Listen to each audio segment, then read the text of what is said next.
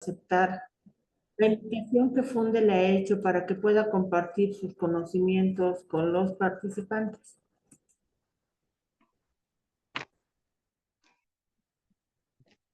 Muchas gracias, estimada licenciada. Bueno, muy buenas noches a todos.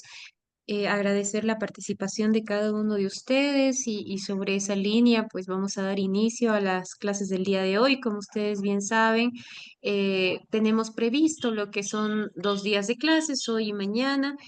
Son horas que nos van a permitir hacer alusión a algunos elementos importantes en cuanto a las bases fundamentales de lo que es tanto el derecho agrario, forestal y ambiental, entendido justamente desde estos pilares, desde estas fuentes, desde estos principios, desde estos elementos conceptuales, pero sobre todo también de lo que ha venido siendo la transición del derecho ambiental, ¿no? Como a muchos hoy en día en el área de la abogacía interesa bastante, ¿no? Se ha convertido realmente en un tema de mucho interés en cuanto al, no solamente al ámbito académico, sino también al ámbito del litigio, ¿no? Que ha invitado a que actualmente se desarrollen en estos últimos tiempos diferentes sentencias, acciones, ¿no? Que han permitido la defensa del medio ambiente. También porque el ámbito agrario, ambiental y forestal son aspectos fundamentales para el desarrollo y el ejercicio de derechos de las personas. Y sobre esa línea también vamos a ver que en el actual contexto, no solamente en Bolivia, sino también a nivel latinoamericano, hemos tenido diferentes repercusiones en cuanto a cuáles son las políticas ambientales que se han previsto para las gestiones de gobierno, en tanto el cuidado, la protección de lo que es el ámbito forestal, agrario y sobre todo ambiental, ¿no?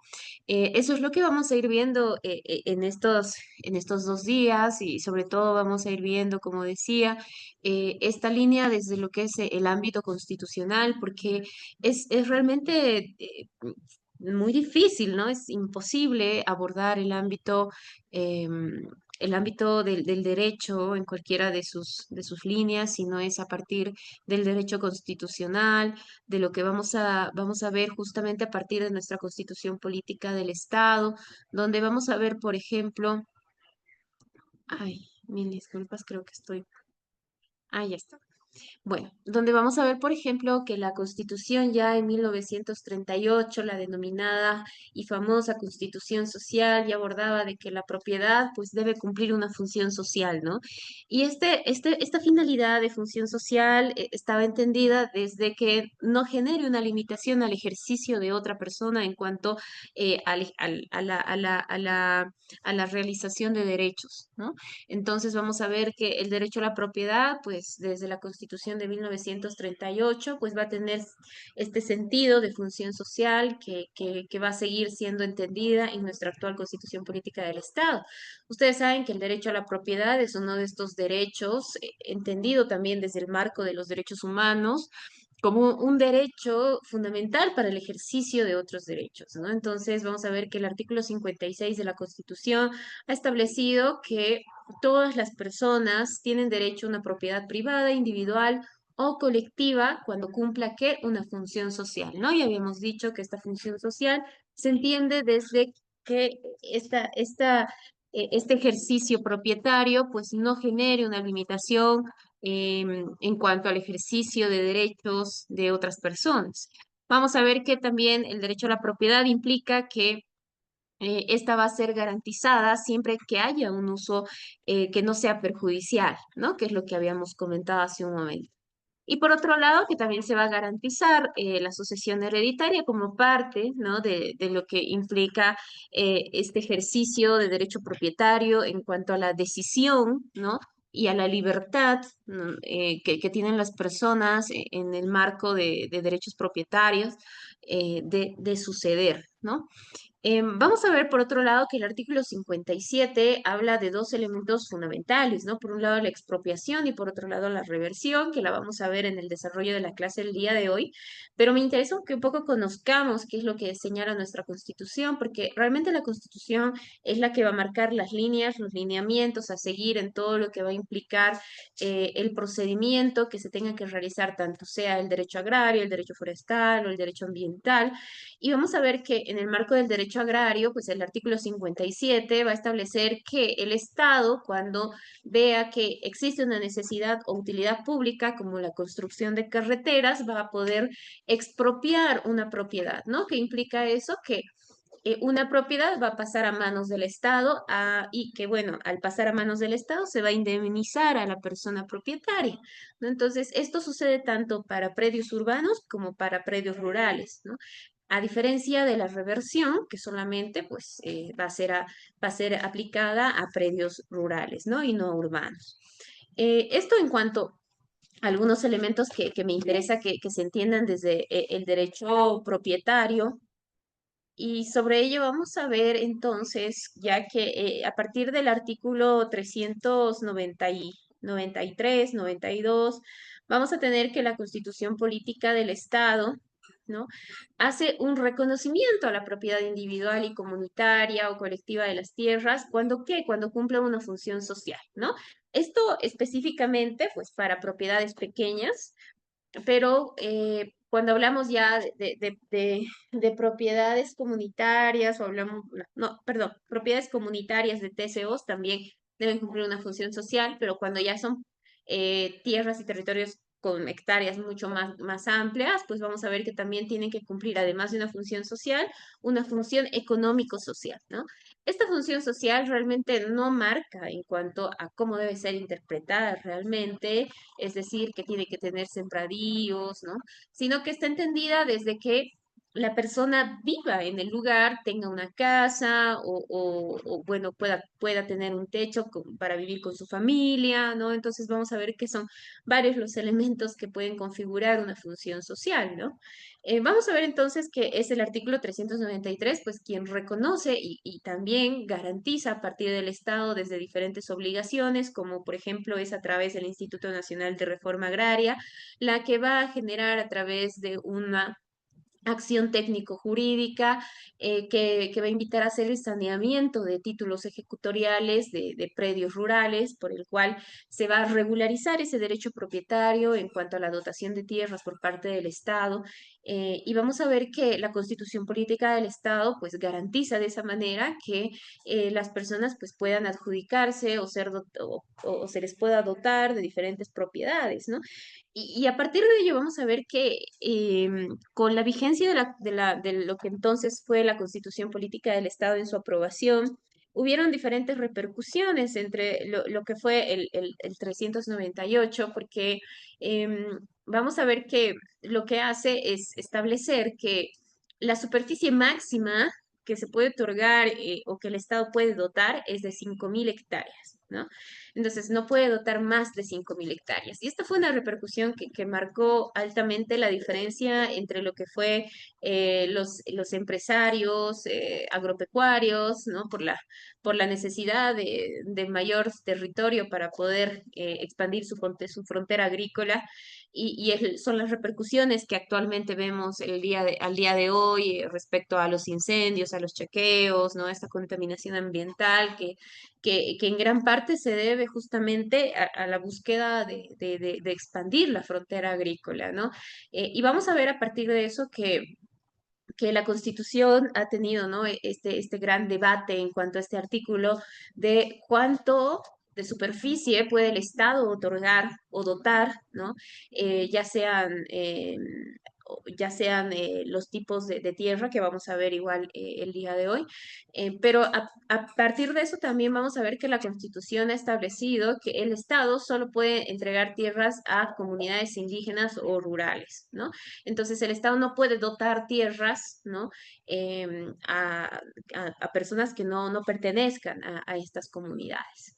Bueno, em, hay muchos elementos en cuanto a la constitución política del Estado que nos va a llevar realmente una interpretación no solamente desde lo que establece la Constitución misma, sino también desde lo que establecen sentencias constitucionales, desde lo que establecen autos derivados del Tribunal Agroambiental.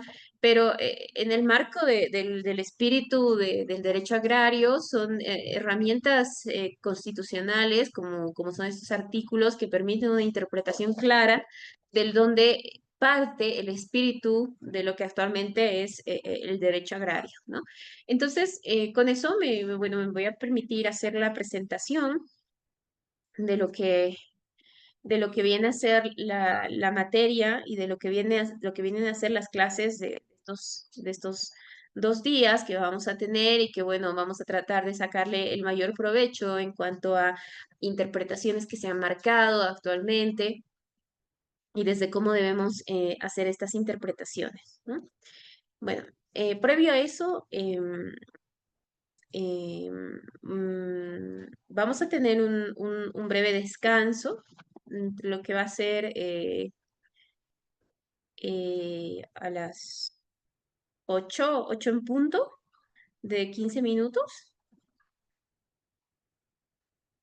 para que, o de, sí, de 15 minutos, bueno, dependiendo de cómo vayamos con el tiempo, para que ustedes puedan un poco descansar y así que a las 8 en punto entramos en un breve receso para que luego podamos volver a abordar el derecho forestal, ¿no? Y ya el día de mañana, pues hacer una recapitulación tanto de estas 2 primeras áreas para luego ingresar al derecho ambiental el día de mañana, que es la que ha tenido realmente un gran desarrollo, no solamente a nivel nacional, sino a nivel internacional, como vamos a ver en términos de cambio climático.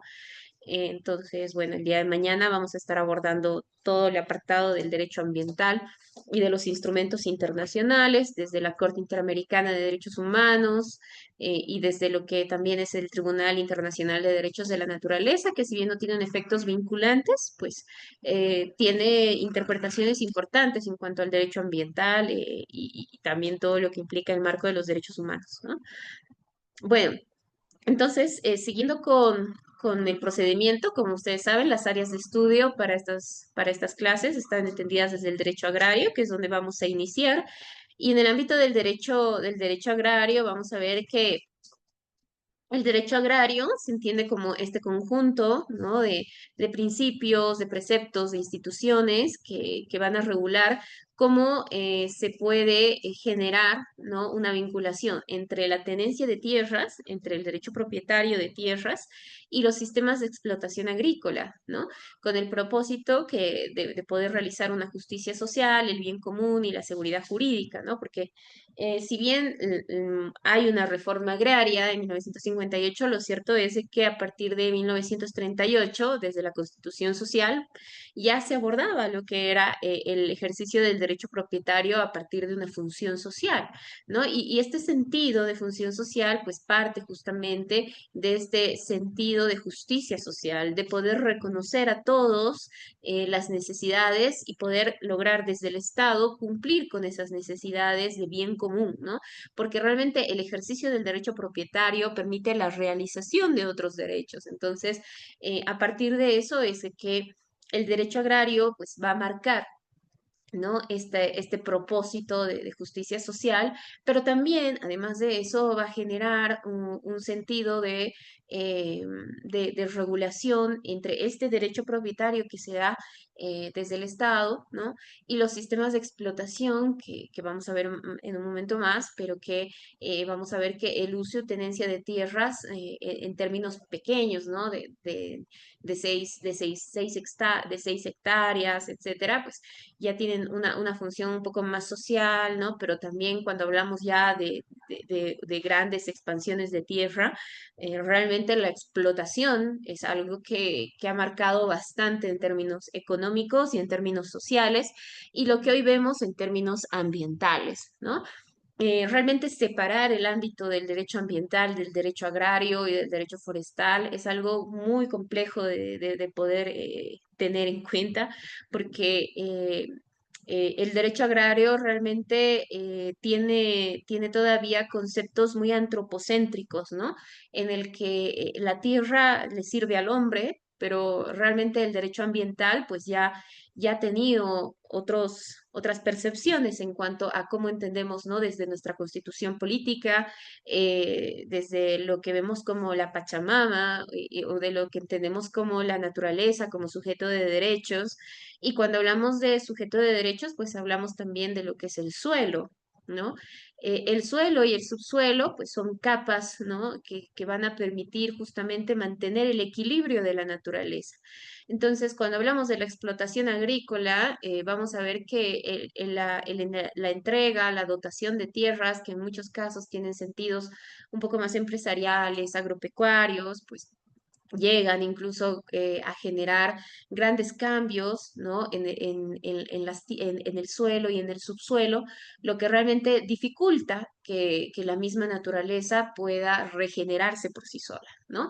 Ese es uno de los grandes debates que se tiene, por ejemplo, con el uso de organismos genéticamente modificados o mayormente denominado uso de transgénicos, que es lo que se intentó de alguna manera en el gobierno transitorio de la expresidenta Yanine Áñez, que bueno, donde se aprobaron dos decretos que introducían el uso de transgénicos el año 2022, si mal no recuerdo, y que bueno, generó un gran debate y que realmente el debate era en un sentido de que los decretos pues vulneraban no solamente la constitución política del Estado, sino también la Convención de Biodiversidad, que regula cómo debe ser la introducción de organismos genéticamente modificados, ¿no?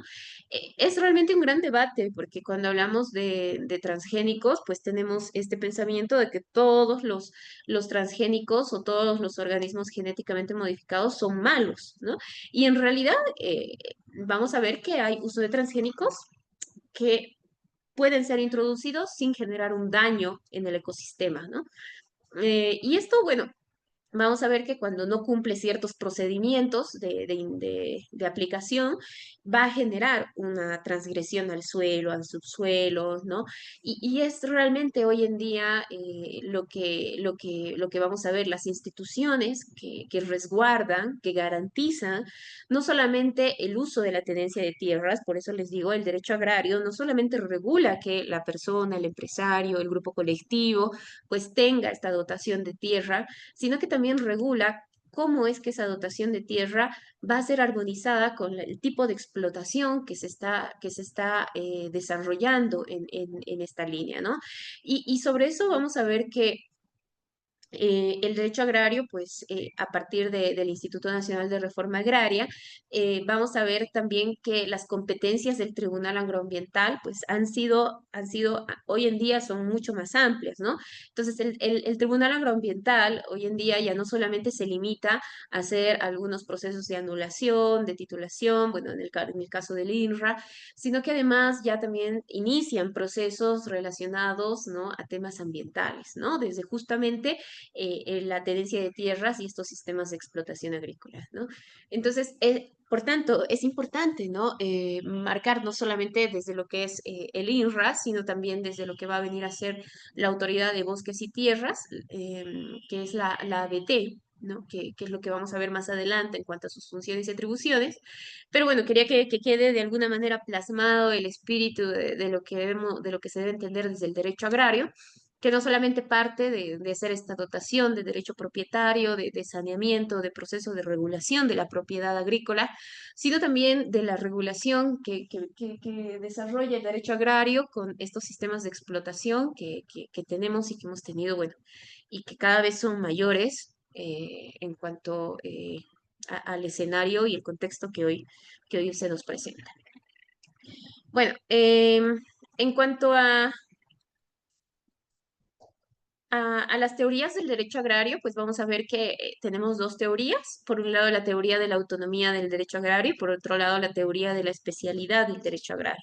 En cuanto a la teoría autonómica del derecho agrario, pues vamos a ver que el derecho agrario estaba entendido desde el ámbito del derecho civil. ¿no? Por tanto, había una razón ideológica, había una razón económica y había una razón histórica por la cual nace el derecho agrario, ¿no? En un sentido ideológico de que, bueno, la tierra dota de alimentos, en un sentido económico que genera economía para la familia, y por otro lado, un ámbito un poco más histórico, ¿no? De fenómenos ya más productivos. Luego vamos a ver la teoría de la especialidad del derecho agrario, por el cual ya el derecho agrario forma parte exclusivamente del ámbito civil, del derecho civil, y por tanto, en este fundamento, en esta teoría, pues el derecho agrario no era autónomo, sino que dependía del derecho civil.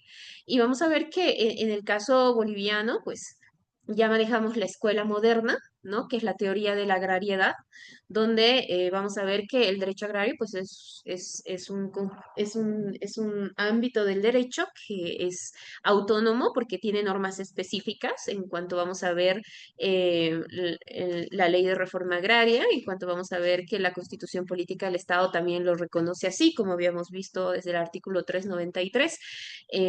Y vamos a ver, por ejemplo, que, bueno, la 1715 modificada por la ley 33545 y vamos a ver que este ordenamiento jurídico específico que se le dota al derecho agrario va a generar que se reconozca el derecho agrario como un, un ámbito del derecho autónomo, ¿no? Y no dependiente del derecho civil. Bueno, sobre eso vamos a ver pues que el derecho agrario tiene principios en los cuales se rige este elemento y parte de la función social que debe cumplir, por el cual parte el sentido, ¿no? De que esta función social va a ser entendida desde que la dotación de esta propiedad tiene que tener una finalidad que es social, ¿no? Y esta finalidad social, como bien les decía, no necesariamente está determinada porque la familia o la persona vaya a plantar o vaya a sembrar, ¿no? Sino más que nada en que la función social también está en el sentido de que ese espacio, esa propiedad realmente permita, por ejemplo, el derecho a la vivienda, ¿no? Que parte de las condiciones dignas de toda persona, ¿no?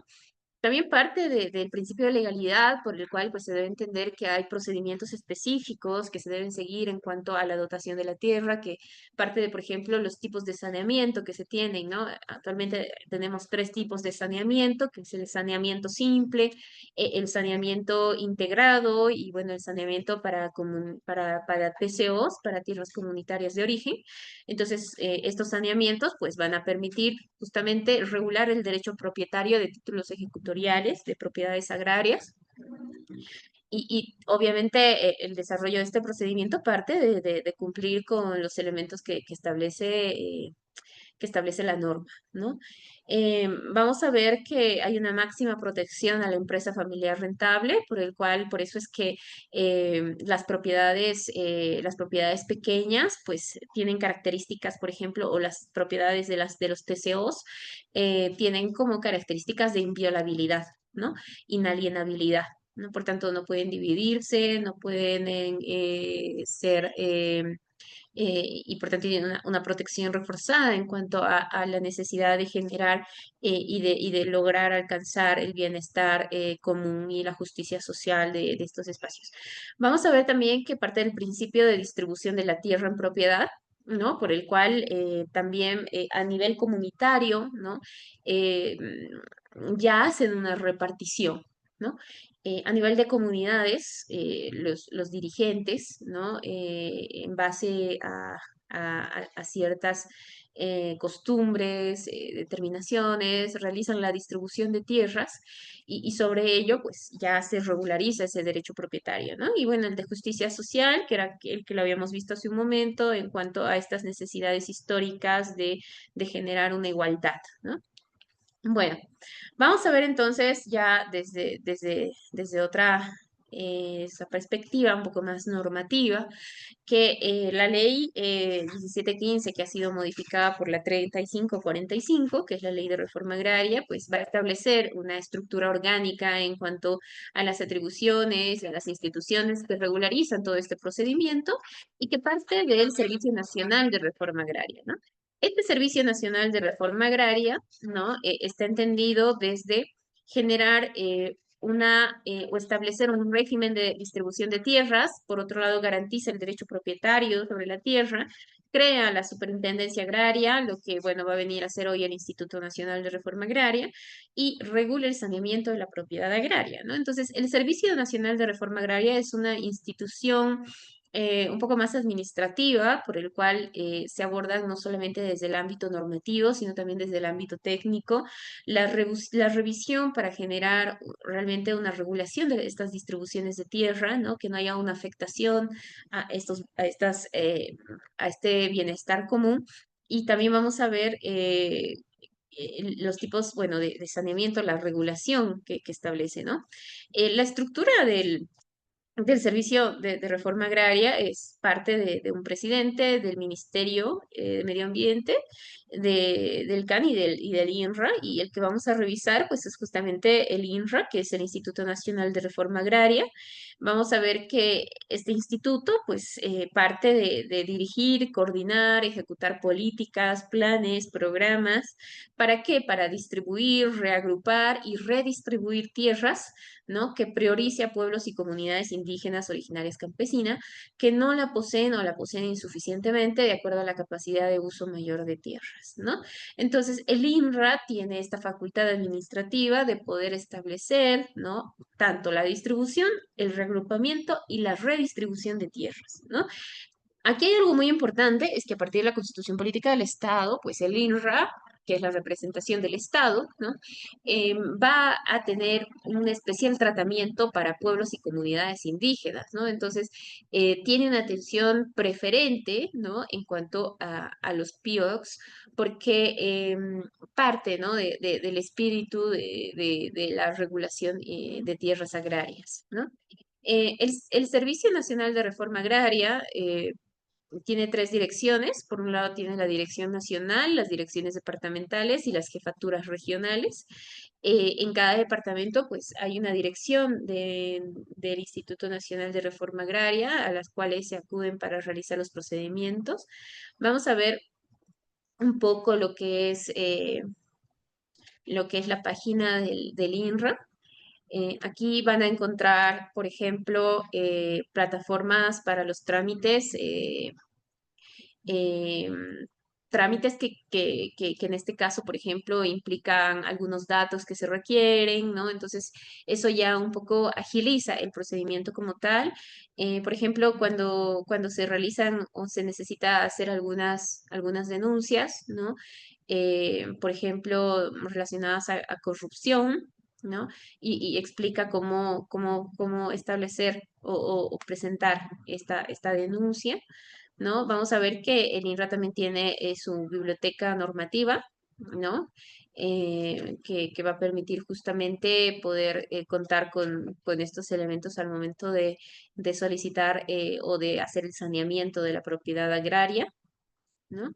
Vamos a ver, por ejemplo, los plazos, ¿no? Para la verificación de la función económica, la reconducción comunitaria, para la ejecución de procesos de saneamiento, ¿no? Entonces, vamos a ver la 477, que es la ley contra el avasallamiento, ¿no? Entonces, cuando, por ejemplo, se ingresan a predios, ¿no? Personas ajenas a esa propiedad, ¿no? Con el fin de avasallar, ¿no? Y cómo se regulan, ¿no? Entonces ustedes dirán, bueno, ¿dónde desarrollo o aplico estas leyes? Pues las aplican, si es un ámbito o una cuestión un poco más administrativa, pues la van a realizar en el Servicio Nacional de Reforma Agraria, y cuando ya tiene un sentido más judicial, pues se aplicará en el Tribunal Agroambiental desde los juzgados agroambientales, ¿no? Bueno, vamos a ver por un lado la Dirección Nacional, que parte de la Dirección General de Saneamiento y Titulación, que bueno, es esta dirección que va a otorgar estos procesos, va a realizar este proceso de regulación de titularidad de propiedades. Vamos a ver la Dirección General de Catastro Rural, ¿no? La Dirección General de Administración de Tierras Fiscales, la Dirección General de Planificación, de Asuntos Jurídicos, de Administración y Finanzas, de Edictos y Notificaciones. Vamos a ver las direcciones departamentales también que hay en cada departamento, ¿no? En cuanto por ejemplo, a poder hacer las notificaciones, ¿no? E incluso, ¿no? La posibilidad de notificarse de manera digital, ¿no? Y bueno, ya elementos un poco más presupuestarios, ¿no? Y bueno, eh, creo que realmente entrar a estos sitios web invita justamente a poder tener en cuenta pues que el Servicio Nacional de Reforma Agraria dota de toda la información que se requiere en cuanto a la viabilidad para hacer la regulación de estas tierras, ¿no? Bueno, además del Instituto Nacional de Reforma Agraria, pues vamos a ver que tenemos a los juzgados agroambientales. Los juzgados agroambientales pues tienen perdón, eh, por un lado, habíamos visto lo que es el Instituto Nacional de Reforma Agraria, de este servicio administrativo que se ofrece para el saneamiento de tierras, de regulación del derecho propietario, de los títulos ejecutoriales, pero además de eso se tiene otra instancia, otra institución, que es el Tribunal Agroambiental, ¿no? Que, bueno, parte de la jurisdicción agroambiental, un órgano judicial dependiente, ¿no? Del órgano judicial. Ustedes saben que a nivel de la jurisdicción ordinaria, pues tenemos, tenemos a lo que es la jurisdicción agroambiental, la jurisdicción ordinaria, donde vamos a tener el Tribunal Supremo de Justicia, el Tribunal Departamental de Justicia, ¿no? Entonces tenemos las jurisdicciones especializadas, ¿no? Y dentro de la jurisdicción agroambiental, pues vamos a ver al Tribunal Agroambiental. El Tribunal Agroambiental pues está compuesto por diferentes juzgados, ¿no? El tribunal como tal, que está conformado por, uy, em, em, bueno, que está conformado por salas. También a nivel departamental tienen diferentes juzgados, ¿no? Estos jueces que tienen competencias para poder atender procedimientos o procesos que tengan una afectación al derecho de la propiedad agraria. Vamos a ver que el juzgado agroambiental tiene competencia para atender procedimientos tanto para el área rural como urbana, pero que estas tierras, tanto rural como urbana, tengan una actividad agrícola, ¿no? Entonces, mientras se demuestre dentro del inicio del proceso judicial que hay una actividad agrícola, pues hay competencia en cuanto a los juzgados agroambientales, ¿no? ¿Cuáles son las competencias? ¿Cuáles son las atribuciones? ¿O qué tipo de procesos, qué tipo de acciones puede atender el juzgado agroambiental o los jueces agroambientales? Que realmente no son muchos, ¿no? La jurisdicción agroambiental no tiende a tener muchos juzgados, muchos jueces, pero los necesarios, quizás por la necesidad misma, pero bueno, vamos a ver que tienen o atienden procesos relacionados a casos como las demandas de nulidad o anulabilidad de títulos ejecutoriales. Por otro lado, conoce acciones sobre fondos rústicos para el saneamiento de la propiedad agraria, ¿no? Vamos a ver que este saneamiento, que generalmente lo realiza el Instituto Nacional de Reforma Agraria, también puede ser solicitado a través del juzgado agroambiental, pero exclusivamente para fondos rústicos. También conoce y resuelve acciones reales agrarias, conoce y resuelve acciones que derivan de controversias entre particulares sobre el ejercicio del derecho de uso, conoce las acciones que denuncian la sobreposición de derechos agrarios, forestales o recursos naturales, conoce procesos agrarios sobre mensura y deslinde, conoce y resuelve interdictos de adquirir, retener y recobrar posesión de predios agrarios, conoce demandas que atenten contra el medio ambiente, ¿no? Entonces, vamos a ver que además de generar una regulación en cuanto a temas de derecho propietario, también establece regulaciones en cuanto al ejercicio y los derechos de uso, ¿no? Relacionados a, por ejemplo, que este ejercicio agrario, forestal, ¿no? De los recursos naturales, pues no dañen o atenten contra el medio ambiente, ¿no?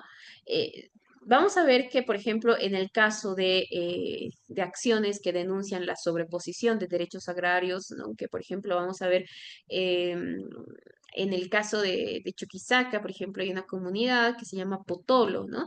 En Potolo se otorgan o se dotan de propiedades agrarias y sobre ello, bueno, había un terreno bastante corto porque era una pequeña propiedad en el cual el primo de la propietaria sobrepone su siembra, ¿no? Sobre su propiedad.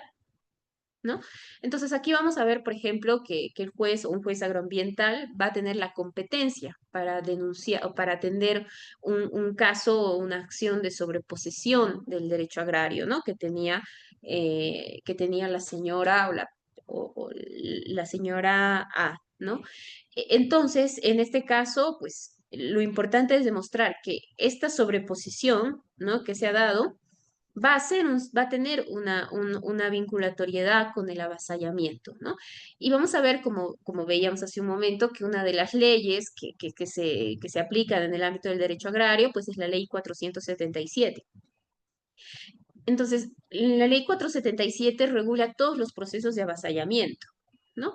Y el avasallamiento, pues se entiende, ¿no? Por esta invasión, esta ocupación de hecho, ¿no? Y esa ocupación de hecho es la que se tiene que demostrar. ¿Qué quiere decir de hecho? Bueno, que no ha habido un permiso, que no ha habido una conciliación, que no ha habido un acuerdo, ¿no? Y que repentinamente se ha sobrepuesto, por ejemplo, en este caso, una siembra, ¿no? O sea, se ha sembrado en la propiedad de esta persona, de la propietaria, ¿no? Eh, y eso es una ocupación de hecho, ¿no? Entonces, también entiende como avasallamiento la ejecución de trabajos, mejoras, ¿no?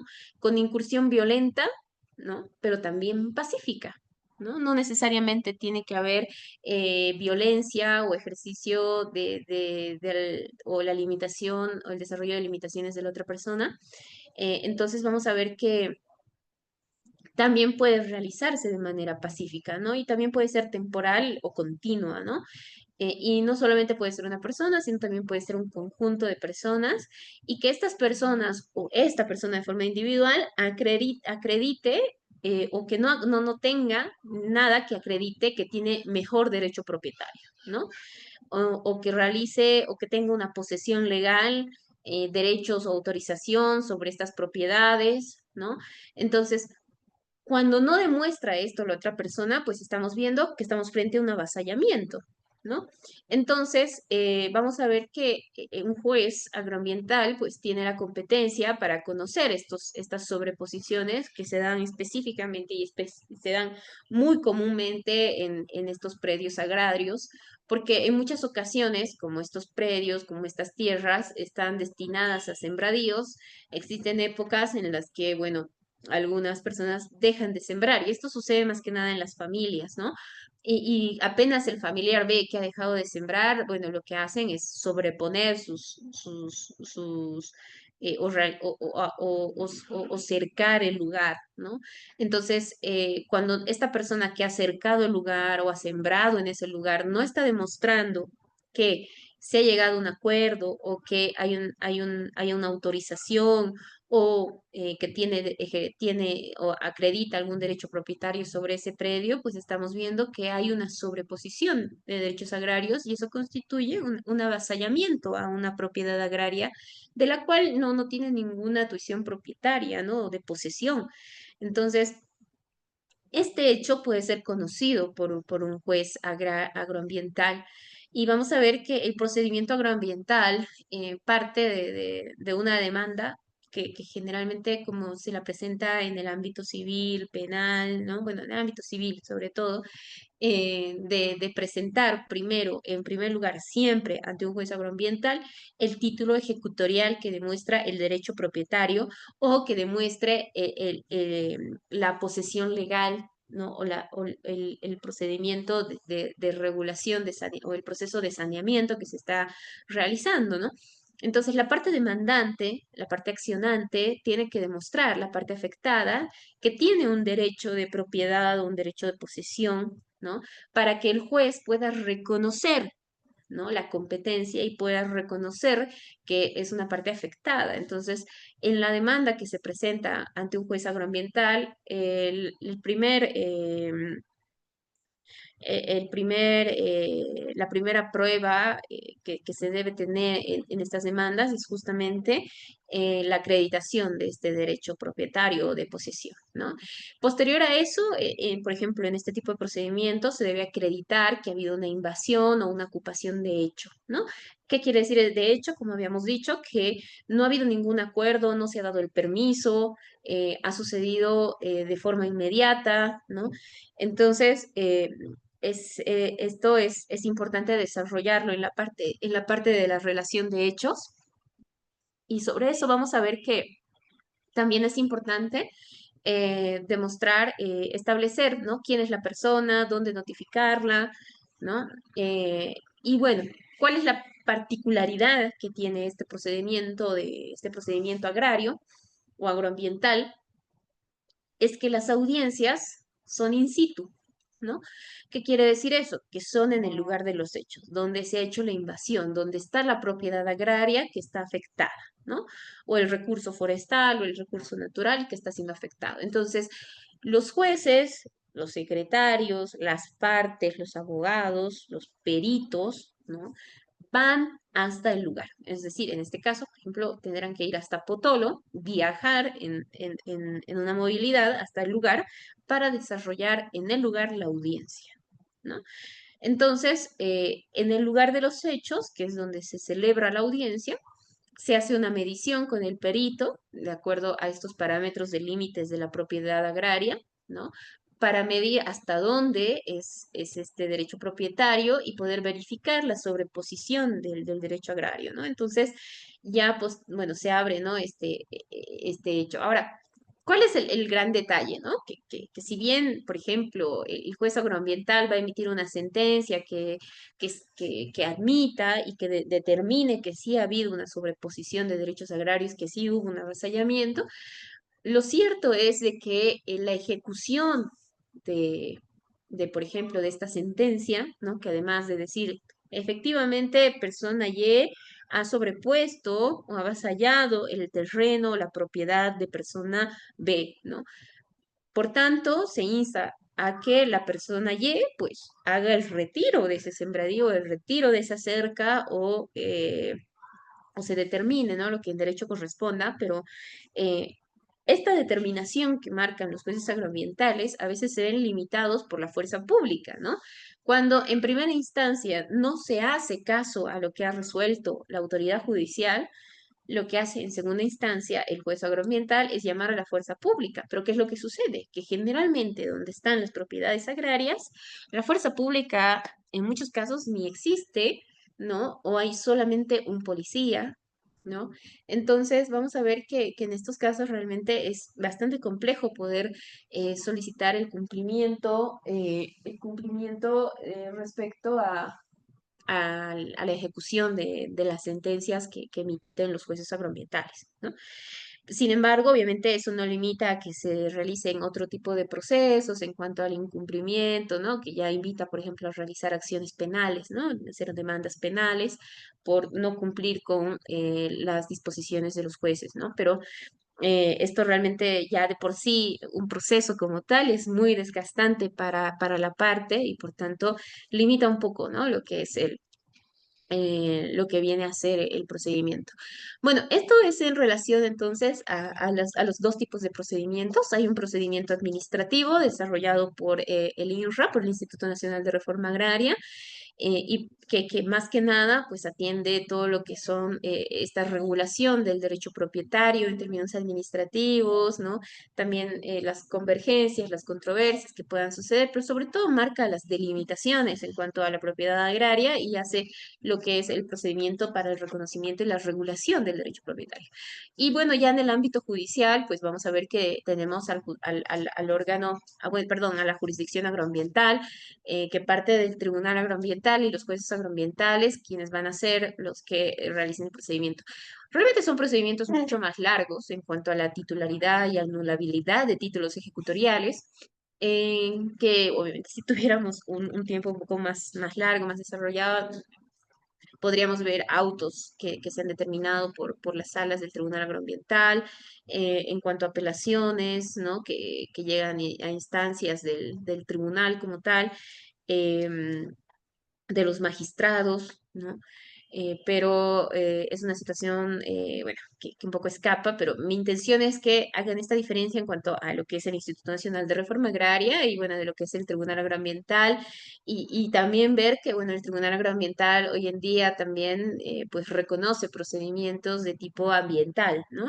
Que en estos últimos meses han podido ir viendo, por ejemplo, en el caso del jaguar, que han podido tal vez ver en el caso de los incendios forestales, ¿no? Que han sido casos exitosos en materia ambiental que se han marcado a nivel nacional desde el Tribunal Agroambiental y que bueno, los vamos a ver el día de mañana porque realmente ha sido muy fructífero en términos jurídicos, todo el avance que se está teniendo en términos judiciales, ¿no? Legales. En términos prácticos, bueno, realmente es algo que deja mucho que desear por los tipos de sanciones que tenemos y por también muchas irregularidades administrativas que se tienen, pero hay un avance importante judicialmente, ¿no? Bueno, ya a partir del derecho agrario, entonces vamos a ver los tipos de propiedad agraria, ¿no?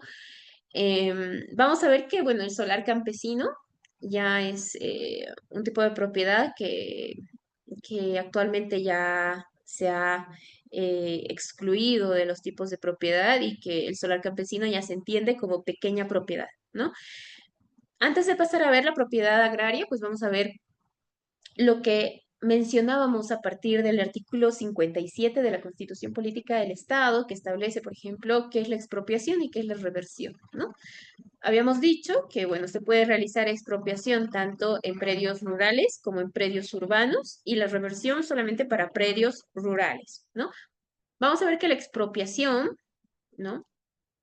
¿No? De tierras eh, pues se dan por causas de necesidad o utilidad pública, ¿no? Y vamos a ver que las causas de utilidad pública son el reagrupamiento o la redistribución de tierras, ¿no? La conservación y protección de la biodiversidad y la realización de obras de interés público, ¿no? Entonces, cuando hay una causa de utilidad pública, esas tierras pasan nuevamente al Estado, a ser parte del Estado. Entonces, entre estas causas está, por ejemplo, el reagrupamiento o la redistribución de tierras. ¿Qué quiere decir esto? Que hay una necesidad de distribuir nuevamente esas tierras, ¿no? Que esa comunidad requiere que se redistribuyan esas tierras, ¿no? Esto puede darse por demandas, pero también puede darse por este tema de utilidad pública que el Estado reconoce a través del Instituto Nacional de Reforma Agraria y que va a generar que, bueno, que pase nuevamente al Estado, ¿no? La conservación y protección de la biodiversidad. Esto sucede más que nada cuando, cuando se establecen áreas protegidas, ¿no? Las áreas protegidas pues son llamadas así porque tienen un sentido de protección, ¿no? Porque, por ejemplo, se pueden encontrar animales en extinción, pueden haber jeroglíficos en las zonas, ¿no? Que requieren de procesos científicos y por tanto, cuando hay explotación agrícola, pues, o cualquier tipo de explotación, vamos a ver que pueden hacer un cambio que no va a ser un cambio natural, ¿no? Entonces, por tanto, se busca proteger esas áreas, esas zonas, ¿no? O también pueden que haya flora, fauna, ¿no? Que requiere ser conservada. Entonces, en esos casos se establecen áreas protegidas, ¿no? Zonas que tienen una protección por el Estado, ¿no? Que pueden ser departamentales, municipales, departamentales o nacionales, ¿no? Esto lo vamos a ver un poco más en el día de mañana, pero las áreas protegidas, pues como les decía, pueden ser municipales, departamentales o nacionales y tienen esa finalidad, ¿no? Por otro lado, también puede darse por la realización de obras públicas que parte justamente de, por ejemplo, la construcción de carreteras, ¿no? Bueno, en el caso de la reversión, vamos a ver que las causales de reversión es que haya un abandono de la propiedad agraria por ser perjudicial al interés colectivo, ¿no? el cumplimiento de las obligaciones tributarias relacionadas con el impuesto a la propiedad inmueble agraria es prueba de que la tierra no ha sido abandonada, ¿no? Entonces vamos a ver de que se revierte esa propiedad, esa dotación al Estado cuando, ¿no? Ha sido perjudicial al interés colectivo o cuando no se han hecho la cancelación de obligaciones tributarias en este caso. Bueno, con eso vamos a culminar esta parte para ya luego ingresar a lo que es un poco el receso a las 8 de la noche. Y vamos a ver, por ejemplo, qué es los tipos de propiedad agraria. Vamos a ver que el solar campesino es una propiedad que ya ha sido modificada y que ya se entiende como pequeña propiedad. Y vamos a ver que la pequeña propiedad, pues es una propiedad que se dota para la subsistencia del titular y su familia. ¿Por qué? Porque va a permitir que pueda tener una vivienda, pueda sembrar algunos alimentos, ¿no? Y esta pequeña propiedad es indivisible, ¿no? Y además, o sea, ¿qué implica eso? Que al momento, por ejemplo, de realizar la sucesión o hacer algún tipo de venta, ¿no? Esta no se puede dividir, ¿no? Y además de eso es inembargable. Esto realmente es muy interesante porque, por ejemplo, en procesos familiares, ¿no? Hay personas que tienen propiedades, pequeñas propiedades, y como ustedes saben, cuando se realizan estos procesos de asistencia alimentaria, de asistencia familiar, a veces se pueden embargar ciertos bienes, ¿no? Que van a permitir justamente la recuperación de la asistencia. Y en este caso vamos a ver que este tipo de propiedades es inembargable, por tanto no se lo puede embargar bajo ningún proceso, ¿no?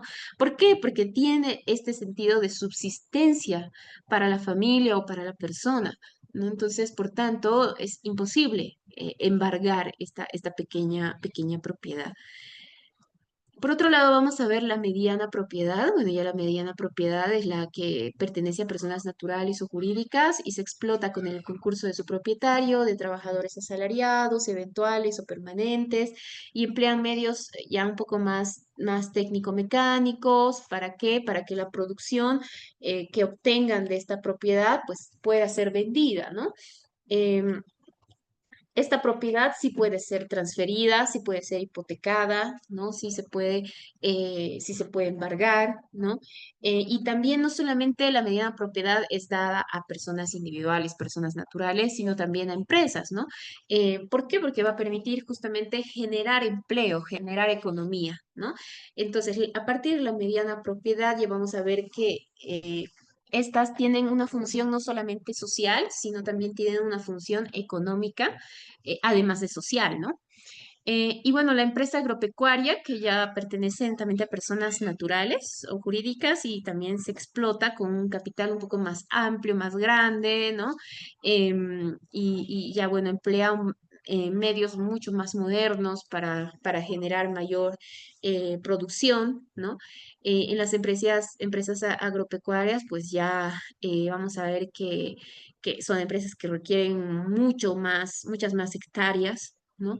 Y realmente poder controlar la expansión de la frontera agrícola es algo que se ha vuelto muy complejo con estas últimas repercusiones que se han estado generando en los últimos años en cuanto a chaqueos, en cuanto a las diferencias, ¿no? Que se tienen desde el derecho ambiental y el derecho agrario.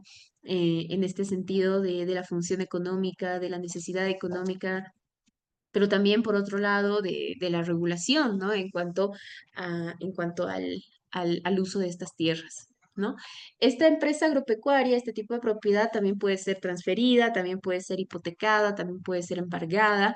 Y bueno, ya con eso vamos a ver las tierras comunitarias de origen, que ya, bueno, son estos espacios que están habitados por pueblos y comunidades indígenas originarias, ¿no? Y que tradicionalmente, históricamente, pues han desarrollado en este espacio formas de organización económica, social, cultural, y por tanto estas tierras pues garantizan la sobrevivencia y desarrollo no solo a nivel social y económico, sino también a nivel cultural y espiritual, ¿no? Por tanto, estas tierras comunitarias pues tienen muchas más particularidades, es decir, que no solamente no son indivisibles, es decir, el Estado no puede revertirlas, eh, no puede, esta propiedad no puede pasar nuevamente al Estado, sino que pertenecen exclusivamente a comunidades indígenas originarias, ¿no? No pueden dividirse, no pueden embargarse, y tampoco prescriben con el tiempo, ¿no? Y bueno, por último, las propiedades comunitarias que ya se dan, eh, se las titula a las comunidades campesinas para más que nada eh, como elemento de subsistencia, ¿no? También tiene características de inalienabilidad, de indivisibilidad, de irreversibilidad, y también son impermeables, imprescriptibles, al igual que las tierras comunitarias de origen. Bueno, con eso entonces ya estamos 8 en punto. Con eso vamos a ver que, que nos permitimos hacer un espacio hasta las 8:15, si les parece bien, para que ustedes puedan descansar un momento. 8:10 me parece. 8, bueno, estamos saliendo 8:01 minuto. Entonces, de 10 minutos volvemos, por favor, para reanudar la clase. Nos vemos en un momento más. Y si tienen consultas, vayan formulándolas o aclaraciones, ¿no? Porque vamos ahora a ver un poco más ya lo que es el derecho forestal. Entonces, nos vemos de 10 minutos nuevamente en clases. Muchas gracias, doctora. Retomamos nuevamente. Hemos estado viendo en cuanto al derecho agrario, al derecho forestal. Bueno, respecto a este último punto, me olvidaba abordar lo que viene a ser como instrumento internacional la Declaración de Naciones Unidas sobre el derecho de los campesinos, ¿no? Eh, esta declaración, que es uno de los instrumentos, uno de los pocos instrumentos en el ámbito podríamos decir, del derecho agrario, parte de un artículo específico referente al artículo 17 que habla del derecho a la tierra individual y colectiva y establece determinados derechos también, ¿no? Por ejemplo, el derecho a acceder a la tierra, a las masas de agua, a las aguas costeras, a las pesqueras, a los pastos y los bosques, ¿no? También establece, por ejemplo, que es necesario eliminar y prohibir toda forma de discriminación, establecer un reconocimiento y tenencia legítima, una protección al desplazamiento forzado, el acceso amplio y equitativo a la tierra, el cual los estados deben adoptar medidas para conservar y hacer un uso sostenible de la tierra y de otros recursos naturales utilizando fines productivos, ¿no? ¿Qué es lo interesante? Em, que eh, este instrumento, en el marco de la Declaración de Belém, la Declaración de Belém establece que ya el derecho agrario tiene un enfoque sostenible, ¿no? Como decía hace un momento, cuando nace el derecho agrario, pues tenía un sentido un poco más antropocéntrico, ¿no? Que responda a las necesidades del hombre, ¿no? Que la tierra parte de las necesidades que tienen las personas, ¿no? Pero vamos a ver que conforme el desarrollo del reconocimiento del derecho ambiental, pues vamos a ver que las prácticas agrícolas pues tienen que también tener una gestión forestal sostenible, ¿no? Es decir, que no transgredan el suelo, el subsuelo, la tierra, los árboles, el ecosistema, ¿no? Y vamos a ver cómo es necesario que a partir del derecho agrario se comience a hablar de prácticas agrícolas más sostenibles, ¿no? Uno de los ejemplos que tenemos a nivel Bolivia es este que les voy a dejar un video muy cortito donde también, bueno, eh, es un caso en Palos Blancos donde producen cacao y vamos a ver cómo, por ejemplo, el extractivismo minero, ¿no? La minería aurífera, eh, pues estaba dañando el ecosistema, ¿no? Entonces vamos a ver cómo realmente estas prácticas agrícolas sostenibles pueden ser mucho más, de mayor beneficio, tanto económico, ¿no? Pero también de beneficio ambiental, ¿no? Porque la extracción minera, pues son actividades y especialmente el desarrollo de la minería que se da mucho en Latinoamérica, pues realmente ni siquiera cumplen los mínimos requisitos para ser ejecutados o para ser realizados, ¿no? Entonces, eh, realmente vamos a ver grandes complicaciones en cuanto al desarrollo de la minería en el país por muchos aspectos, ¿no? Pero bueno, este es un caso realmente muy interesante de ver a nivel Bolivia en cuanto a una práctica agrícola sostenible frente a una práctica más extractivista, ¿no? Y estas prácticas económicas extractivistas generalmente pues no son sostenibles, ¿no? Porque requieren transgredir la tierra para poder extraer riqueza, ¿no?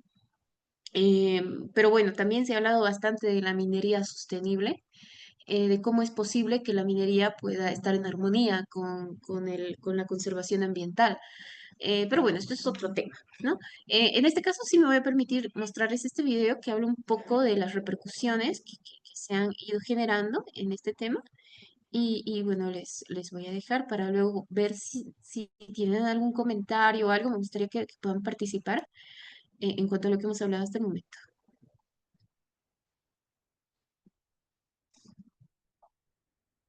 Uy, me parece que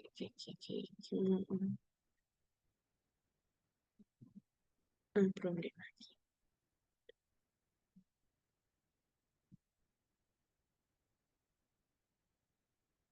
Aquí está. Mira, ahora sí.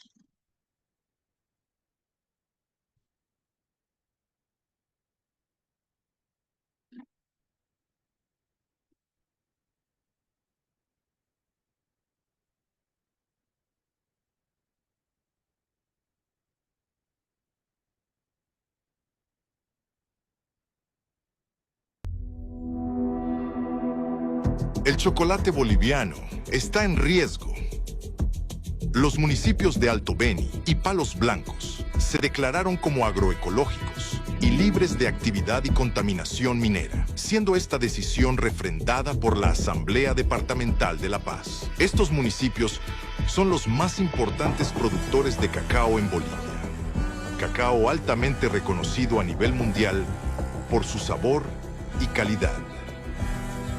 Con esas leyes municipales, buscaron reconocer su vocación productiva y protegerse de la minería que está avanzando hacia sus territorios. Porque estamos conectados con la madre tierra. Lo preocupante y contradictorio es que el vicepresidente David Choquehuanca, supuesto defensor de la madre tierra, presentó un recurso ante el Tribunal Constitucional Plurinacional para la nulidad de esa normativa, arguyendo que la minería es competencia exclusiva del nivel central del Estado, y olvidando que estas normas, en realidad, buscan proteger el medio ambiente.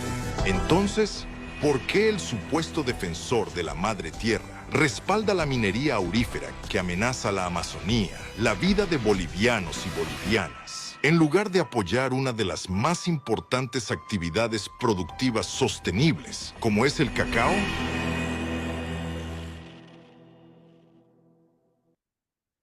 Bueno, entonces, ¿qué opinión tienen en cuanto a estas prácticas y en cuanto a, obviamente, lo que el Estado, como hemos visto en la Constitución política, pues ya reconoce en cuanto a este enfoque del derecho agrario, desde un enfoque un poco más sostenible, ¿no? De una explotación agrícola, pero que vaya en un sentido de armonía con el cuidado ambiental, con la protección ambiental, con la protección del ecosistema frente a actividades pues que son más extractivas, ¿no? Y que no reconocen esta importancia ecosistémica. ¿Qué les parece este caso que se ha dado en Palos Blancos, en el Beni, en cuanto al sembradío de cacao, que también es realmente una producción importante económica para el país, ¿no? Está dentro de las políticas económicas que creo que se tienen previsto en eh, eh, dentro de algunas propuestas que se han planteado para próximos escenarios de gobierno. puede realmente ser algo muy sostenible para el país y en términos de progresión económica, ¿no? Entonces me gustaría tal vez alguien algún comentario.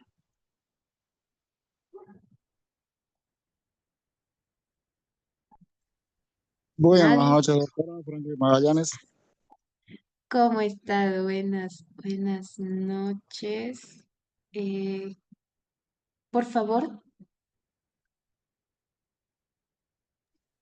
Lo siguiente, doctora, en este sentido, en cuanto a lo que se dice y lo que se hace, si vale el término criollo de la explicación, es importante, o Ujú. un avance importante que se ha tenido en cuanto a la legislación boliviana en el tema netamente, ¿no?, de preservar el medio ambiente y, bueno, la explotación de minerales o la explotación de la tierra en sí, pero carecemos muchas veces, carecemos en todo el Estado Nacional no de leyes, sino más bien de actores que puedan dar soluciones concretas a cada uno de los problemas que se dan. En este sentido, la problemática existe y quien debería ser el defensor de los recursos, la autoridad llamada a este propósito, es quien está tratando de crear una nulidad en cuanto a lo que se requiere o se pide. Perfecto, muchísimas gracias, estimado Franklin. Claro, anualmente hay un discurso pachamamista, por un lado, ¿no? En el marco de la constitución ecológica que tenemos. Y por otro lado, bueno, las medidas económicas, extractivas que se tienen. Y vamos a ver cómo incluso a pesar de que hay actividades agropecuarias ecológicas, como por ejemplo el cacao en esta comunidad de Palos Blancos, que es una comunidad muy vulnerable, ¿no? Realmente Palos Blancos, que pertenece de alguna manera a la zona amazónica, ¿no? eh, tiene muchas actividades sostenibles, ¿no? Agropecuarias sostenibles. Entonces, realmente vemos cómo Bolivia sí puede producir más que minas o más que mineral, ¿no?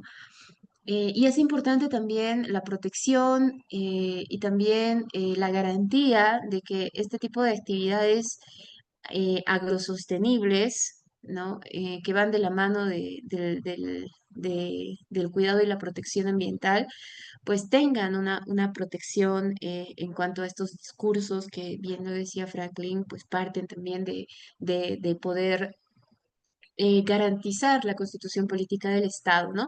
Pero eso es que la constitución es sumamente fundamental, no solamente entendido desde el reconocimiento que tiene como tal, sino también desde el impacto que genera abordar el ámbito del derecho constitucional en el derecho agrario, en el derecho forestal o en el derecho ambiental, ¿no?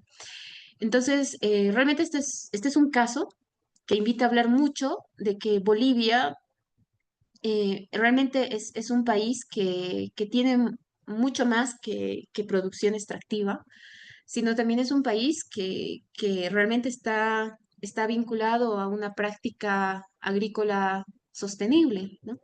Entonces, eh, vamos a ver que Palos Blancos, pues, por suerte, es uno de los lugares declarados, ¿no?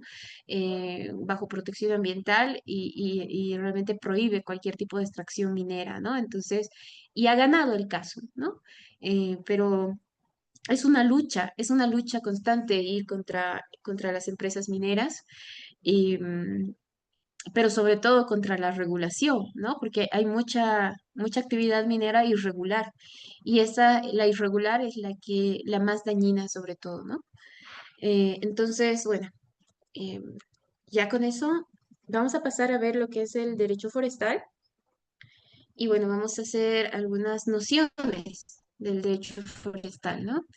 Bueno, el derecho forestal ya es una rama que parte del derecho público porque va a estudiar recursos forestales para preservar, para conservar y acrecentar y no se ocupa del régimen de tenencia de tierras propio del derecho agrario, ¿no? Entonces, aquí hay que marcar esta diferencia de que el derecho agrario está entendido desde el régimen o la regulación de la tenencia de tierras, de esta propiedad agraria, pero también habíamos dicho que parte su fundamento de la regulación entre la propiedad agraria y la explotación agrícola, ¿no? En cambio, el derecho forestal ya va a hablar más que de la propiedad agraria o de la explotación agrícola, de los recursos forestales, ¿no? Entonces, el derecho agrario va a establecer normas, es un conjunto de normas que va a buscar preservar, conservar y acrecentar los recursos forestales. Es realmente también, en términos de una constitución ecológica, suena muy antagónico denominar que los medios naturales o la madre naturaleza o el medio ambiente es un recurso, porque cuando hablamos en términos de recurso, pues hablamos en términos más antropocéntricos, ¿no? De utilidad, que el medio ambiente es útil, sirve, ¿no? Pero sirve en términos económicos, ¿no? Es un recurso económico en realidad. Entonces, es muy antagónica a veces la Constitución y esa es una de las grandes, del gran talón de Aquiles que tiene nuestra Constitución. Pero bueno, es algo que se ha marcado con el tiempo y es algo que irá generando cambios en cuanto a estas concepciones que tenemos de la madre tierra. Pero por el momento vamos a ver que, bueno, el derecho forestal parte de esta regulación, de este conjunto de normas que va a buscar preservar, conservar y acrecentar em, estos recursos forestales, ¿no? ¿Cuál es la importancia del derecho forestal? Es que va a establecer un uso y aprovechamiento irrestricto, va a atender la contaminación ambiental y el cambio climático, ¿no? ¿Por qué? Porque el uso de tierras, como habíamos visto, si bien el derecho agrario dota de tierras, pues en el derecho forestal se dotan recursos forestales, ¿no? Vamos a ver eso en un momento más.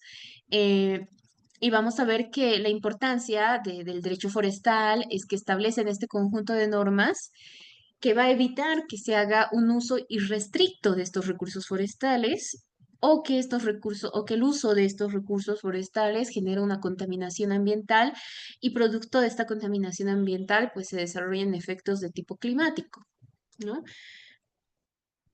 Vamos a ver, por otro lado, que los principios del derecho forestal están entendidos desde la protección, la preservación y la conservación. Hablamos en términos de protección cuando se evita que los recursos forestales sean dañados, ¿no? Se deterioren o se extingan, que es donde hemos estado teniendo sobre todo el gran problema que atraviesa Bolivia en cuanto a estos incendios, ¿no? Que en muchos casos han sido acusados a partir de la necesidad de expandir la frontera agrícola, ¿no?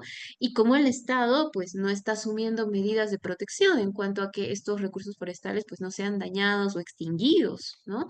Em, los tipos de sanciones, por ejemplo, que se dan para chaqueos o cuando suceden, ha sido algo que se ha visibilizado bastante en estos últimos tiempos y que también ha sido el gran fundamento de lo que ha sido esta última acción y esta última resolución que se ha emitido hace no menos de un mes por el Tribunal Agroambiental en términos de los incendios forestales. Em, y realmente algunas interpretaciones y determinaciones que ha determinado el Tribunal Agroambiental en cuanto a la protección. Entonces, ese es un elemento más garantista también del Estado en cuanto a cómo evitar que este uso pues invite a que se dañen o se deterioren, ¿no? Las tierras. Vamos a ver que por otro lado, tiene un principio de preservación que implica adoptar medidas previas, ¿no? Al aprovechamiento de dichos recursos, ¿no? Entonces, para la preservación, por ejemplo, se establecen procedimientos, ¿no? Que los vamos a ver más adelante, ¿no? Que deben ser cumplidos para que se pueda hacer uso de estos recursos forestales. Y por otro lado, también parte del principio de conservación, que va a implicar que estos procedimientos también vayan de la mano de algunas medidas para que al momento en el que se haga uso de estos recursos forestales, ¿no? También se apliquen con medidas un poco más sostenibles que garanticen, ¿no? Que los árboles, por ejemplo, no tengan una tala irrestricta, ¿no? Que es lo que vamos a ver más adelante.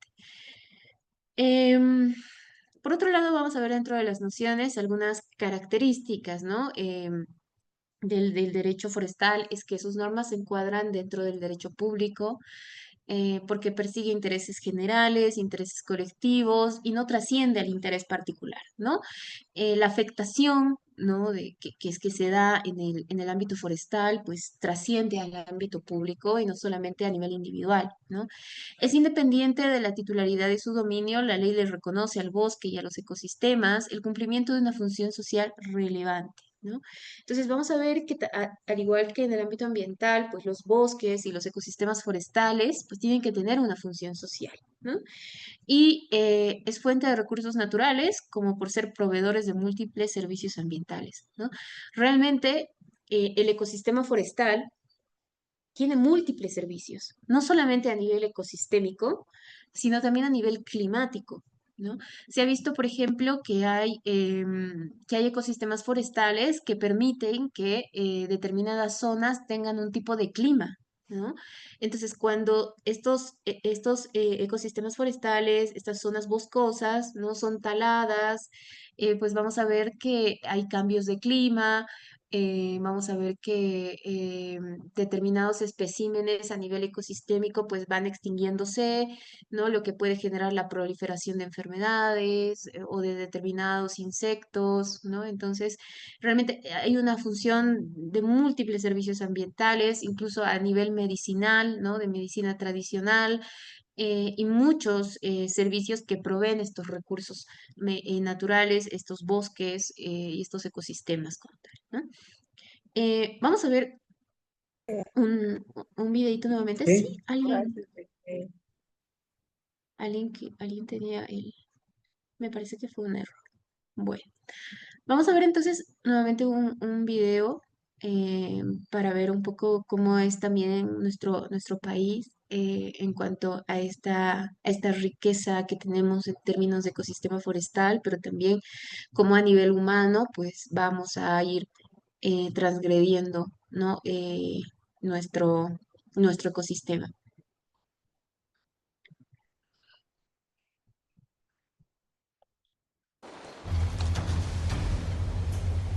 El Parque Nacional Madidi, ubicado en Bolivia, incluye desde tierras bajas hasta picos de montañas y se encuentra a casi 6.100 metros sobre el nivel del mar. Los diversos pisos ecológicos del Parque Nacional Madidi albergan una fuente extraordinaria de flora y fauna que poco a poco salen a la luz, gracias a una intensa expedición que encontró más de 100 especies que son candidatas como nuevas para la ciencia, entre ellas plantas, mariposas, peces, anfibios, reptiles y mamíferos. En esa expedición, conformada en su mayoría por científicos bolivianos, se logró confirmar que el Madidi es el parque con mayor biodiversidad del mundo, ya que alberga más de 8.000 especies. El Madidi tiene una extensión de 1.8 millones de hectáreas, donde se encuentran el 3% de plantas, casi el 4% de los vertebrados y el 9% de las aves del mundo, según datos de la Sociedad para la Conservación de la Vida Silvestre.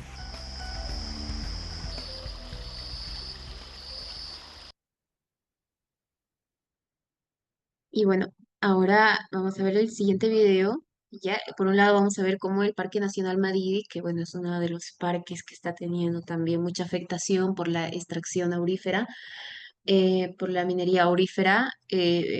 Por otro lado, además de sufrir esos percances, pues también tiene otro tipo de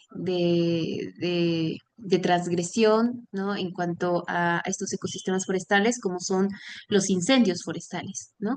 En que lo vamos a ver en este video igual corto. Fuertes vientos reavivan las llamas. Los incendios forestales llevan más de un mes arrasando la Amazonía boliviana. Varias comunidades tuvieron que ser evacuadas en un país que este año ya rompió 6 veces récords de temperatura. Nuestra posta estaba en peligro del fuego.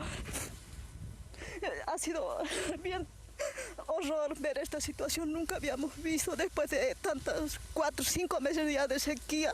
Ahora es el incendio.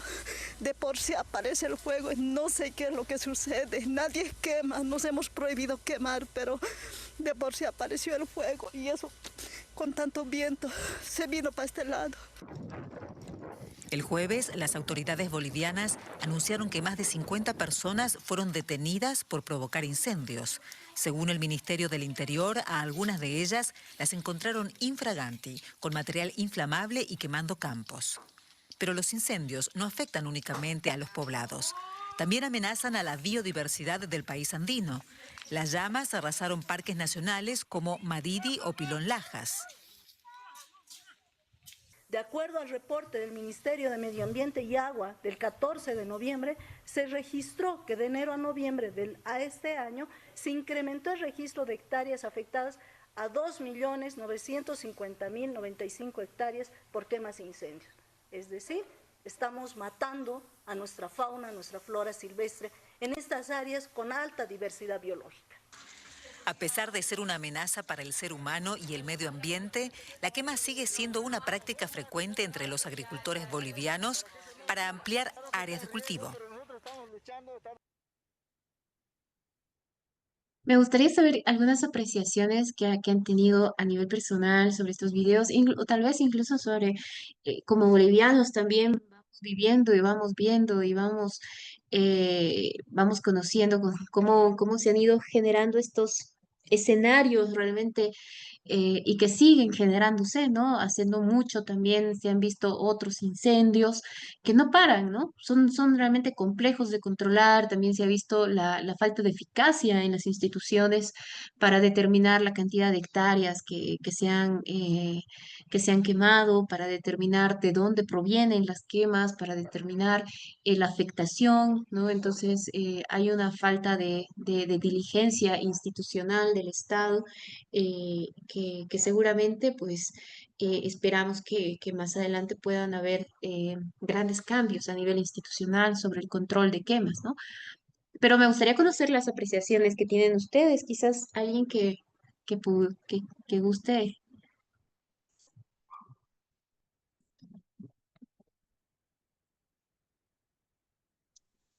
Doctora, nuevamente Franklin. ¿Cómo está, Franklin? Por favor. El tema es muy complejo, doctora, ¿no? En el sentido de que nuestra misma extensión territorial, nuestra topografía es diversa. Entonces hay lugares de difícil acceso en cuestión a específicamente hablando del tema del incendio, no se puede controlar quizás de una forma efectiva. Primero por la topografía del terreno, como dije al comienzo, y segundo porque nuestras autoridades es muy poco lo que invierten en el sistema de prevención de incendios, riesgos de incendio, ¿no? Y por último está el factor humano, ¿no? La falta de conciencia de nosotros mismos, los ciudadanos, de que aún sabiendo de los riesgos que corremos a ver este tipo de siniestros que afectan al medio ambiente, ¿no? Y a la biodiversidad, como bien ustedes decían, el tema, primero en nuestra economía y segundo, pues, en nuestra calidad de vida. Esa es la perspectiva que tengo yo. Perfecto, muchísimas gracias, Franklin. Claro, realmente es una complejidad muy grande el poder hacer determinaciones a nivel ambiental. Ya lo vamos a ver un poco esto con la opinión consultiva 23/2017, emitida por la Corte Interamericana de Derechos Humanos. Eh, y vamos a ver ya un poco más también cómo es posible medir el daño ambiental, ¿no? Que ha sido también superada quizás un poco desde la opinión consultiva 32/2025, que salió este año por la Corte en términos climáticos, porque estos incendios forestales que se están produciendo, que no solamente afectan a los ecosistemas forestales y a la biodiversidad como tal, también tienen impacto climático, ¿no? Una de las causas por las cuales se genera el cambio climático, pues son las causas antropocéntricas, ¿no? Es decir, las acciones humanas. Entre ellas están, por ejemplo, los chaqueos, que son los que producen estos incendios, y vamos a ver, por ejemplo, cómo los incendios, pues, no solamente al afectar la biodiversidad y afectar esta forma de adaptación al cambio climático, pues producen algunos gases de efecto invernadero que van a subir los grados de temperatura que provocan el cambio climático, ¿no? Y cómo deterioran la capa de ozono. Y todos estos daños, pues que se han ido marcando en términos de lo que viene a ser, por un lado, el daño ambiental a causa de los incendios forestales, no solamente de las causas de dónde provienen o cómo se han generado, ha sido marcado por algunas interpretaciones de la Corte Interamericana bueno, sí, me voy a permitir, antes de empezar a hablarles de la Corte Interamericana, el día de mañana hacerles una introducción al bloque de constitucionalidad, entendido desde el control desde el control de convencionalidad, eh, para tener más clara también cuál es el papel de la Corte Interamericana o del Sistema Interamericano de Derechos Humanos, que es algo fundamental en el ámbito del derecho ya ambiental, ¿no? Por eso mañana voy a hacer esta introducción con este tema. Pero sí me interesa que también quede claro que, por ejemplo, este tipo de daños, de incendios que se han ido provocando este último año, así como también la tala de árboles producto de la extracción minera, ¿no? Que lo vamos a ver en un momento más, pues generan cambios importantes a nivel ambiental, ¿no? Pero no solamente hay una afectación a nivel de la biodiversidad, sino también una afectación a nivel de la población humana, ¿no? Han habido grandes demostraciones de que, y evidencia científica, pues que estos incendios han generado repercusiones a nivel de la salud de niñas y niños y de comunidades indígenas, ¿no? Eh, También, por ejemplo, como la tala de árboles, pues al generar cambios en el ámbito climático puede hacer que zonas sean mucho más calientes, ¿no? Entonces, realmente los efectos ambientales, ecológicos, climáticos, humanos, de derechos humanos que se han visto a causa de estas actividades, pues realmente son alarmantes, ¿no? Pero también la diligencia institucional que se tiene para poder identificar estos escenarios y prevenirlos, ¿no? Están desde el lado de realizar un trabajo en conjunto que parte también de uno, por un lado, del nivel de presupuesto que tienen las instituciones, ¿no? Como es, por ejemplo, en este caso la ABT, la Autoridad de Tierras y Bosques, para hacer una valoración técnica, ¿no? De los efectos que en muchos casos pues, se ven limitados por falta de recursos, pero también por otro lado, por algunos acuerdos que se tienen a nivel de Estado, ¿no? Para, para beneficiar ciertas actividades, ¿no? Bueno, que generalmente se ha demostrado ya que estos incendios forestales pues están permitiendo la expansión de la frontera agrícola, que ha invitado justamente a que sea algo muy complejo de poder discutir en términos económicos, ¿no? Pero bueno, me interesaba mostrarles un poco este video o estos videos para tener este contexto en el marco del escenario del derecho forestal y del impacto, de la importancia del escenario actual que tenemos a nivel de ecosistema forestal. Vamos a ver entonces que la normativa que regula el derecho forestal parte de la Constitución Ecológica del Estado, eh, que bueno, está entendida en su artículo 386, y vamos a ver que el artículo 386 de la Constitución establece que los bosques naturales, los suelos forestales son de carácter estratégico para el desarrollo del pueblo boliviano, ¿no? El Estado reconocerá derechos de aprovechamiento forestal a favor de comunidades y operadores particulares. Asimismo, promoverá las actividades de conservación y aprovechamiento sustentable, la generación de valor agregado a sus productos, de rehabilitación y reforestación de áreas degradadas, ¿no? Este artículo, ¿no? Es realmente contrario a todo lo que establece el artículo 33 de la Constitución Política del Estado, ¿no? Ustedes, como bien saben, el artículo 33, que lo vamos a ver en extenso mañana, habla de que el medio ambiente es un derecho, eh, y que es un derecho de los bolivianos tener un medio ambiente sano, saludable. Y parte también de lo que entendemos por la Constitución ecológica, de ver que el medio ambiente, pues, es entendido quita este sentido de ser un recurso económico, ¿no? Y vamos a ver que a partir de este apartado de la Constitución, pues lo que hace es darle al medio ambiente o a la madre naturaleza un sentido mucho más económico, ¿no? Lo denomina un recurso prácticamente, algo que se usa para un beneficio económico. ¿No? Entonces, por tanto, esta disyuntiva, esta discrepancia que autosabotea la Constitución en términos ambientales, pues es algo que esperamos que sea tratado más adelante, ¿no? Bueno, en ese sentido, pues vamos a ver que ya la Constitución establece que los bosques, que los suelos forestales van a tener una finalidad en cuanto pues logre el desarrollo, ¿no? Pero el desarrollo económico, ¿no? Entonces, estos bosques, estos suelos, pues van a tener una finalidad de aprovechamiento para que la sociedad, ya sean comunidades o particulares, puedan realizar actividades que permitan un aprovechamiento.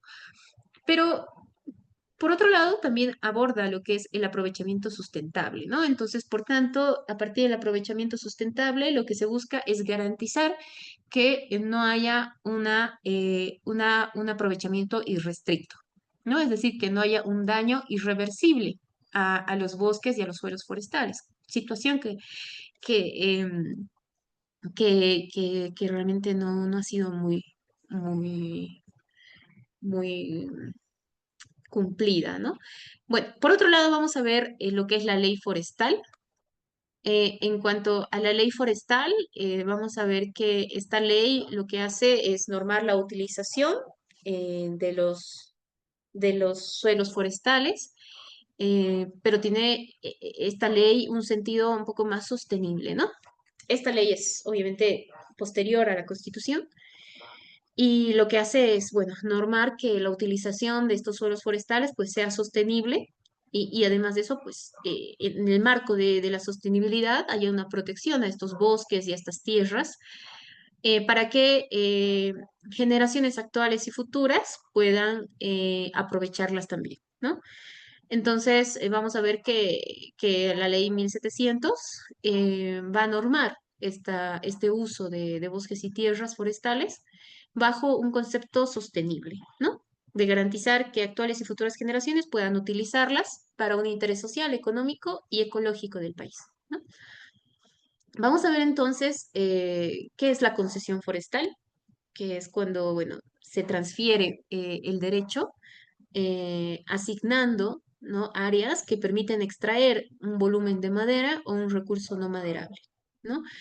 Esta concesión forestal se otorga a partir de una resolución administrativa para proteger recursos naturales y la biodiversidad, ¿no?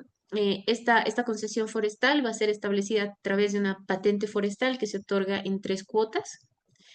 Y a raíz de eso, bueno, la ley 1700 regula o establece los parámetros porque la regulación, la ley 1700 cuenta con algunos reglamentos que establecen el procedimiento, pero lo que hace es abordar la concesión forestal, ¿no? Cómo se concede o se transfiere este derecho de uso, ¿no? Y aprovechamiento de recursos forestales, ¿no? De recursos maderables. ¿Cuáles son las clases de tierras forestales? Se tienen tierras de protección, tierras de producción forestal permanente, tierras con cobertura boscosa aptas para diversos usos, tierras de rehabilitación, tierras de inmovilización, ¿no? Las que más están siendo quemadas, pues son las tierras de protección y las tierras de producción, de cobertura boscosa, ¿no? Entonces, estas tierras son las que han estado siendo mayormente quemadas, extinguidas por el fuego. Y vamos a ver qué son las tierras de protección. Las tierras de protección son estas tierras que tienen una alta cobertura vegetal, ¿no? O sin ella, que por su grado de vulnerabilidad a la degradación o a los servicios ecológicos que prestan a la cuenca hidrográfica o a fines específicos o por interés social o iniciativa privada, no son susceptibles de aprovechamiento agropecuario ni forestal, ¿no? Se limitan al aprovechamiento hidroenergético con fines recreacionales, de investigación, de educación y cualquier otro uso indirecto no consultivo, ¿no? Por tanto, estas tierras de protección, pues son tierras que el Estado debe proteger porque tiene una finalidad de investigación, de recreación, de educación, ¿no? Y estas tierras, al tener una cobertura vegetal, pues pueden tener un grado de vulnerabilidad que ante cualquier invasión humana, ¿no? Cualquier actividad puede generar una degradación al servicio ecológico que está generando. Luego tenemos las tierras de producción forestal permanente. Estas tierras de producción forestal permanente son tierras que por sus características poseen esta capacidad. em, y bueno, por tanto, constantemente, y automatizadamente, pues estas tierras naturalmente van a estar en una constante producción forestal, ¿no? Entonces, son tierras que generalmente generalmente se dan o se conceden, pero bueno, eso en el caso de las tierras, producción forestal. Las tierras con cobertura boscosa aptas para diversos usos, pues ya son tierras que tienen una capacidad potencial para el uso y pueden ser tierras que pueden ser convertidas a la agricultura, ganadería u otros usos, ¿no? Por eso estas tierras con cobertura boscosa son las que generalmente han sido quemadas o que han sido más afectadas por los incendios, ¿no? Y que luego, ¿no? Ya se ha visto una, una invasión a estas tierras luego de ser quemadas, donde ya se ha empezado a ver actividades agropecuarias, ¿no? En agricultura, ¿no? Entonces, por eso es que se ha visto que los chaqueos tienen esta finalidad de expansión agrícola, ¿no? Em, Obviamente, al conceder estas tierras tienen esa característica de que hay una obligatoriedad por estos concesionarios que implican tener limitaciones legales y prácticas en sus actividades que garanticen la conservación a largo plazo de que estas tierras van a seguir teniendo esa potencialidad en cuanto a la cobertura boscosa que tiene, ¿no? Entonces, las actividades que realicen dentro de estas tierras, pues tienen que tener un manejo integrado en cuanto a la conservación de esta cobertura que maneja, ¿no? Las tierras de rehabilitación ya son tierras que han sido clasificadas como tal por haber perdido un potencial originario de uso, ¿no? Por tanto, ya estas tierras de rehabilitación, que es lo que se está buscando, que estas tierras de chaqueo que han sido chequeadas, pues sean ya reasignadas como tierras de rehabilitación para permitir, ¿no? Que puedan ser recuperadas a largo plazo, ¿no?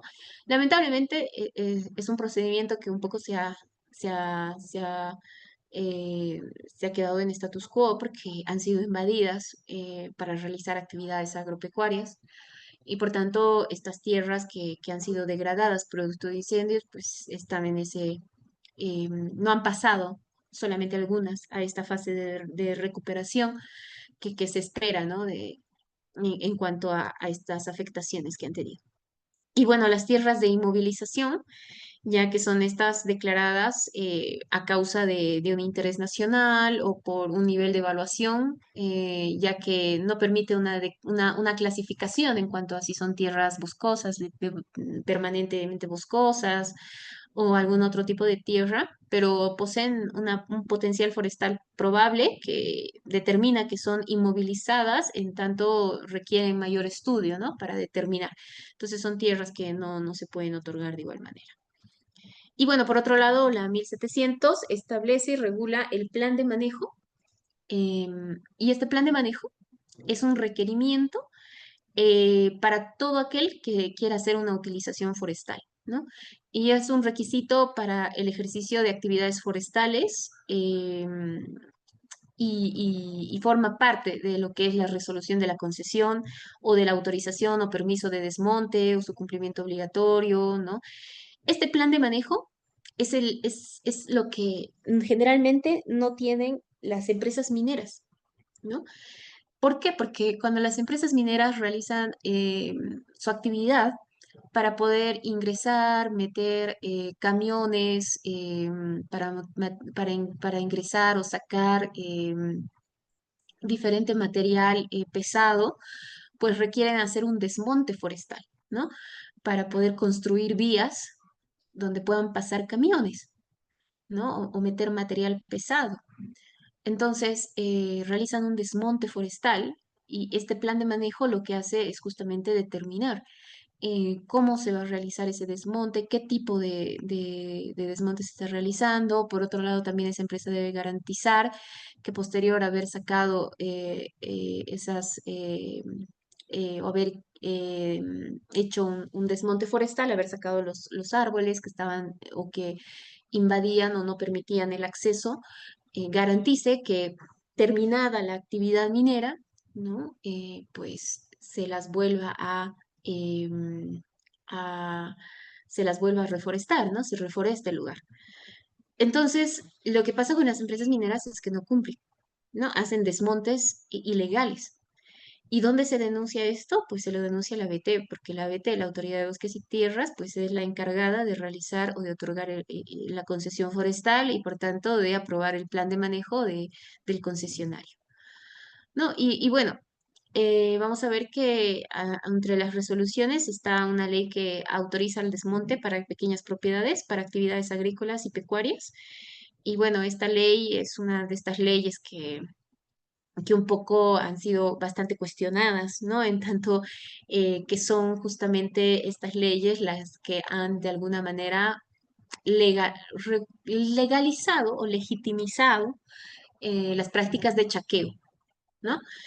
Porque realmente es imposible poder calmar el fuego cuando ya llega a un momento en el que la llama es incontrolable, ¿no? Porque ya está hasta en el subsuelo, o sea, debajo del suelo, y es difícil poder tener un control de las quemas, ¿no?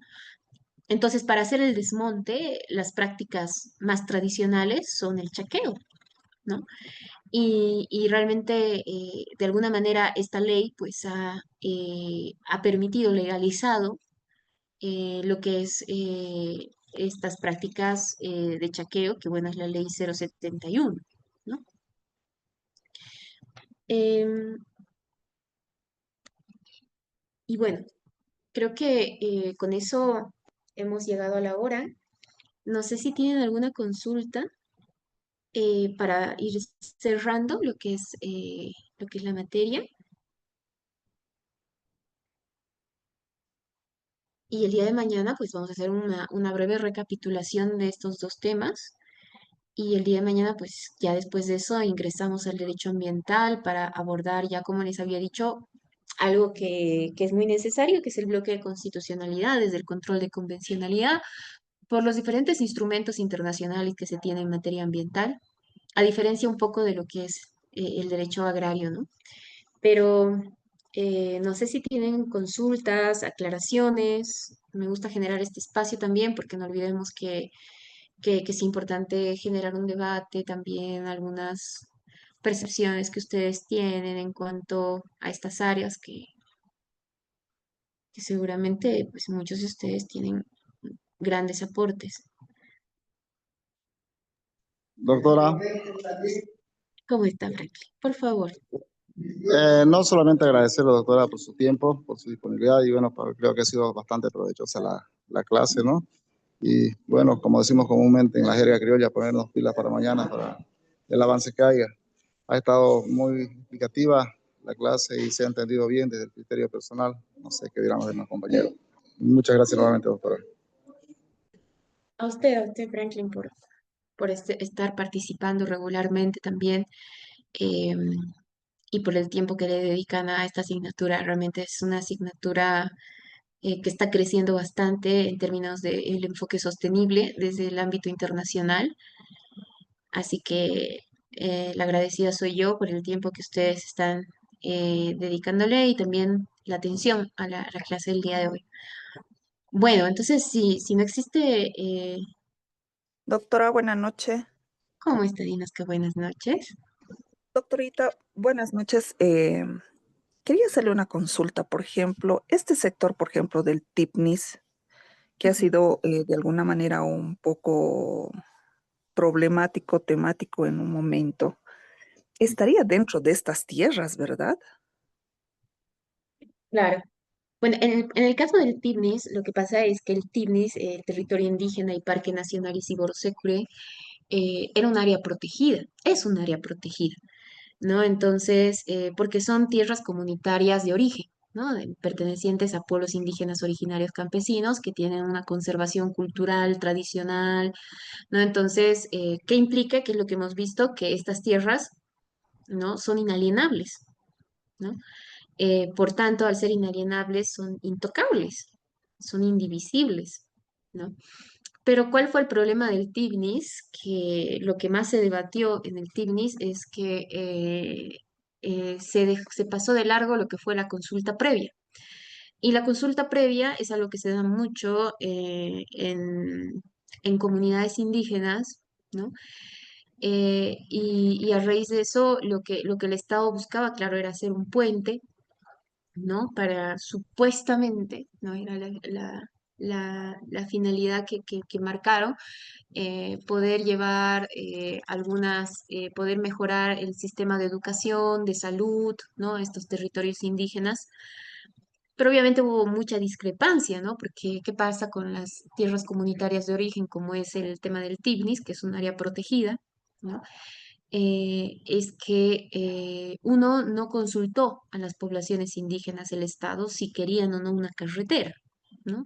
O si veían necesario o no una carretera, sino que además de pasar de largo la consulta previa, ¿no? Se generaron muchas vulneraciones de derechos, ¿no? Lo que llevó a que se emitan diferentes sentencias constitucionales que fueron bastante regresivas, pero que ya lo vamos a ver, me parece, el día de mañana. No sé si ya lo he, lo he, lo he considerado en la clase de mañana, pero hay un tribunal, el Tribunal Internacional de Derechos de la Naturaleza, que yo les invito a leer esa sentencia. El Tribunal Internacional de Derechos de la Naturaleza no es un tribunal no es un tribunal que tiene efectos vinculantes a las decisiones judiciales y administrativas del Estado, pero es un tribunal que ha sido reconocido por Bolivia en cuanto a interpretaciones del derecho ambiental, ¿no?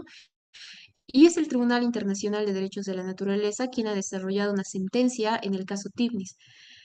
Y esta sentencia ha abordado cómo el Estado ha vulnerado el consentimiento informado de las comunidades indígenas y también cómo estas intenciones han transgredido también elementos ambientales y de pueblos indígenas originarios campesinos en su derecho a la autodeterminación y a la tierra y territorio, porque a partir del artículo 31 de la Constitución, ustedes, o 30, van a tener lo que son los derechos de los pueblos indígenas originarios campesinos, ¿no? Y uno de esos derechos, pues, es el uso de tierras y territorios y además la autodeterminación. Entonces, a partir de eso, la consulta previa marca y permite el ejercicio de la autodeterminación, de lo que consideran mejor para su forma de vida, su vivir bien, para su desarrollo, ¿no? Entonces, vamos a ver cómo en el caso Tifnis, a partir de esta sentencia que emite el Tribunal Internacional de Derechos de la Naturaleza, pues marca cómo el Estado transgrede estos elementos de lo que viene a ser la consulta previa, que es este proceso fundamental para poder realizar acciones, proyectos por parte del Estado, especialmente, como les digo, en comunidades indígenas originarias campesinas. Entonces, sí, es parte de todo este problema. Por eso es que el problema ambiental se rige también por el reconocimiento que se marca desde el derecho agrario, desde el derecho forestal y el impacto ambiental que implica esto, ¿no? Entonces, eh, les invito a leer esta sentencia del Tribunal Internacional de Derechos de la Naturaleza en el caso Tifnis. También ha sacado otra sentencia en el caso de la Chiquitanía. Son las dos sentencias que ha desarrollado, me parece, hasta el momento en el caso boliviano. Y tiene sentencias también muy interesantes desde empresas auríferas y bueno, desde diferentes problemáticas ambientales emitidas en sentencias o interpretaciones realmente muy armónicas que emite este tribunal. Entonces, bueno, em, no sé si no hubiera alguna consulta o alguna apreciación, nos vemos el día de mañana, entiendo a las 2 de la tarde, para poder avanzar, hacer una breve recapitulación de lo que hemos visto el día de hoy, como un recordatorio, y luego ya ingresar al derecho ambiental y de alguna manera quizás también ver el tema del derecho climático, que bueno, la justicia climática, le llamamos así, y las diferentes y actuales interpretaciones que han surgido en el marco climático, que creo que va a ser de mucho interés. Les invito a, si tienen tiempo entre hoy y mañana, antes de las clases, a leer lo que es la opinión consultiva 32/2025, que es una interpretación de la Corte Interamericana que ha salido recientemente y que realmente tiene una interpretación del derecho ambiental y del derecho y del impacto climático muy interesante para temas de pueblos indígenas, mujeres, niños, responsabilidades del Estado, ¿no? Es una de las interpretaciones más progresivas que se ha dado en ámbito ambiental. Entonces, les invito a leer si es que están con tiempo, ¿no? La opinión consultiva 32/2025, que el día de mañana la vamos a ver también un poco, ¿no? Para poder hacer esta reflexión. Bueno, entonces, con eso yo me despido, que tengan un buen descanso y nos vemos el día de mañana. Muchas gracias. Muchas gracias, doctora, por Hasta acompañarnos luego, en doctora. esta primera Una buena sesión. noche. Muchas gracias y que tenga buen descanso, doctor. Muchísimas gracias, doctora. Buen descanso. Bueno, igualmente a todos ustedes. Gracias, doctora. Hasta mañana.